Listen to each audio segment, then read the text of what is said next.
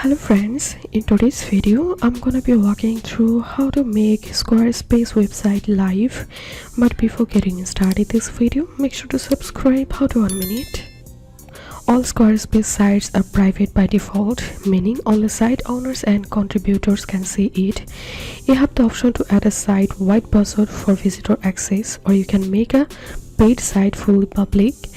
So if you want to make live your Squarespace website, you have to buy premium Squarespace, or you have to connect a third-party domain that everyone know.